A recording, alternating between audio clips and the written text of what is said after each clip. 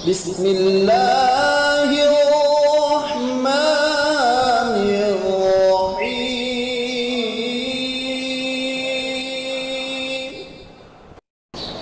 وإذا قرئ القرآن فاستمعوا له وأنصتوا لعلكم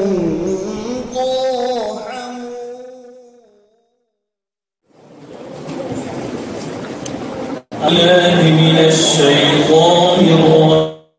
الرجيم. الله الرحمن الرحيم.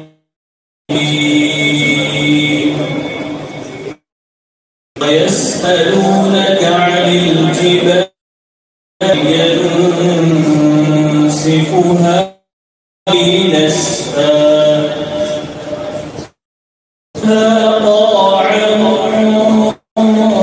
صفصفا لا ترى فيها عوجا ولا أمتا يومئذ يتبعون الداعي لا عوج له وخشعت الأصوات للرحمن فلا تسمع إلا همسا يومئذ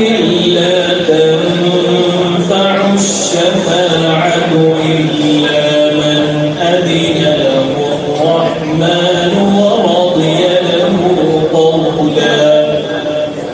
يعلم ما بين أيديهم وما خلفهم ولا يحيطون به علما وعنت الوجوه للحي القيوم وقد خاب من حمل ظلما ومن يعمل من الصالحات وهو مؤمن